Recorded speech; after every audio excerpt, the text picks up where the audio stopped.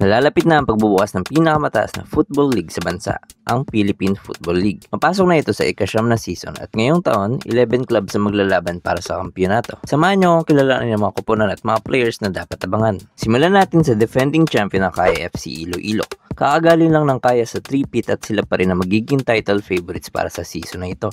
Nakuha ng Kaya ang league champion mula 2022-2023 season hanggang last season. Sa aking opinion, magiging matatag pa din ang Kaya FC sa season na ito dahil nandiyan pa din ang mga key players nila na nagdala ng championship tulad nila Janjan Melissa, Shuto Kumaki na nanalo ng Golden Ball last season at nagtop sa assist leaders with 7 assists at may 11 goals pa. May mga players din na nadagdag sa kanila na sigurado magpapalakas sa squad nila tulad nila Paulo Bugas at former national team player Kenshiro Daniels. Lalaban din ang team na ito sa AFC Champions League 2, ang second tier club competition sa Asia na may mga bigating teams din nakasali. Kaya title contenders pa din talaga ang Kaya FC at sila pa din ang team to beat ngayong season. Sunod naman natin ang nag-runners up last season, ang Manila Diggers FC. Isa ang team na ito na nagpaganda ng laban para sa league title last season dahil 1 point lang ang lamang ng Kaya FC para makuha ang championship sa kanila. Kaya expect pa din natin na isa sila sa possible makakuha ng league title this season. Nandiyan pa din ang mga key players nila na naging top goal scorers ng liga na sila Psycho Sisay at Modo Mane. May mga ilang players man sila nawala, may mga nakuha din naman sila na players na possible na magpalakas pa sa kanila ngayong season.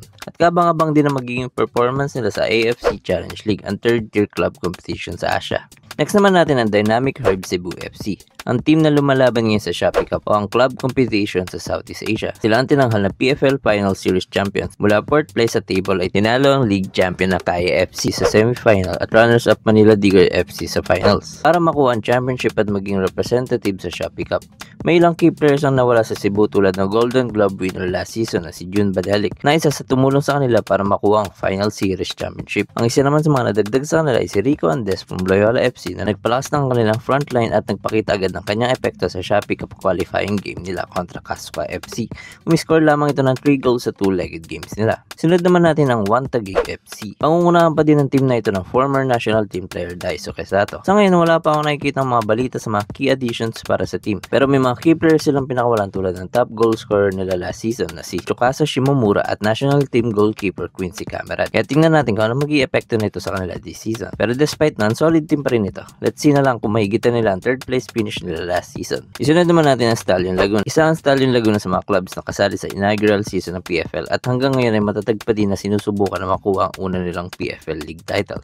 Hindi naging maganda ang kampanya nila last season na nagtapos lang sila sa 5th place. This season naman ay may mga key players silang nawala. Ang kanilang top goal scorer last season na si Finn McDaniel, si Christian Schaffner, ang main goalkeeper nila last season na si Roberto Llamas. Kaya tingnan natin kung makuha na kaya nila ang first league title sa tulong ng mga veterano nila na sila Matthew Nieras, Placito, at national team legend Stephen Schrock. Next naman ay ang Aguilas Yumac FC o mas kilala dati na Davao Aguilas FC. Isa din ang team na ito nakasali sa inaugural season ng liga at hanggang ngayon ay sinusubukan na makuha ang kanilang unang league title. Last season ay nagtapos sila sa 6th place at 6 points behind lang sa 4th place na Cebu FC. May ilang games din ng Aguilas na gumulat last season tulad ng pagkapanalo nila kontra league champion Kaya FC sa score na 1-0.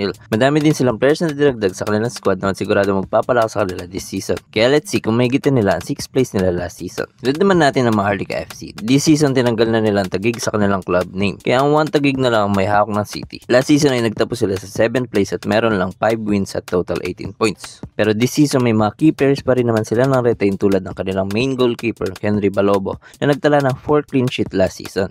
At may mga players na dinagdag lalo na sa kanilang frontline. Makita na kaya natin ang pag-angat ng Maharlika FC this season at may kita ng performance nila sa mga nakaraang season. Abangan na lang din natin. Next ang Valenzuela PB Menjola o mas kilala na Menjola FC 1999. Despite ang disappointing performance nila last season, nagbabalik sila para ipakita pa rin nila na kaya nilang may pagsabayin sa top league ng bansa.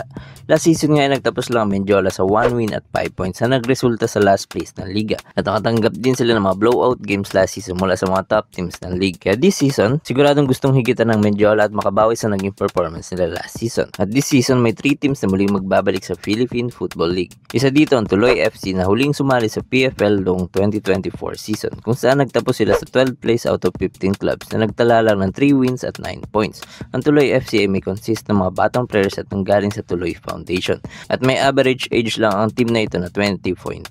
Pero kahit mga bata pa ay nakasabay din naman ito sa mga malalakas na club noong 2024 season. Pero tingnan na lang din natin this season kung mas mahigitan nila ang performance sila noon. Ang isa pa sa mga nagbabalik sa PFL ay ang Don Bosco Garely United. Huli sila nag-compete sa PFL noong 2024 season din kung saan nagtapos naman sila ng 11th place with 12 points. Noong season nga na yun ay nakatanggap sila ng mga blowout loss mula sa mga top clubs tulad ng 12-0 mula Kaya FC, 16-2 mula sa Cebu at 17-0 mula sa 1 Taguig. This season siguradong gustong ipakita ng team na ito na kaya nila makipagsabayan sa mga top teams ng bansa. At ang huli ang pagbabalik ng Philippine Army sa top league. Hindi naging maganda ang performance ng Philippine Army noong 2024 season kung saan meron lang silang 7 points at nagtapos ng 14th place sa table. Despite ng performance nila, madaming games sila noon na nakakasabay sa mga top teams at may chance na makakuha ng ilang panalo sa ilang clubs this season. Yun, ang 11 clubs na magko-compete this season. May 2 clubs na hindi kasali ngayong season na nakita na lumaban last season.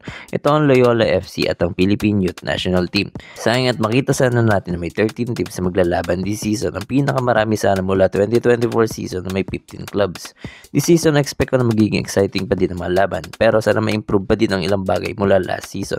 Tulad ng coverage. To be honest, sana mabalik yung free coverage at live sa Facebook or YouTube para mas maging accessible din sa fans at mas madaling maengganyo manood ng iba kasi mas madaling makita yung mga game. At magandang balita nga kasi sa latest post ng PFL ay magkakaroon ng live sa YouTube, which is good para mas madaling makita ang liga. Isa pa sa tingin ko ay sana mapaglaro mga team sa iba't ibang stadiums at magkaroon talaga ng home stadiums bawat club tulad noong pinakaunang season ng PFL. Pero alam naman natin na isa talagang challenge ang home and away format dahil magastos at hindi naman ganun kadali ang transfer sa Pilipinas. Kaya hassle talaga sa mga teams. Kahit sa PBA nga di pa magawa ito eh. Pero mas maganda lang talaga kapag may mga home stadiums sa mga team at nakapaglaro sila dito. Sa tingin ko mas madami din makakakot na fans kapag ganun. Last season naman nagawang mag-host ng Kaya sa Iloilo at Stallion sa Binyan. Kaya maganda sa senyales pa dito para sa future ng liga. At yan ang preview para sa 2025-2026 season ng Philippine Football League. Sigurado magiging mainit ang laban ngayong taon. Kayo, anong tingin nyo team ang makakuha ng championship ngayong season? Makuha kaya ng Kaya FC ang ikapat na sunod na league title? O may makikita tayong new champion this season?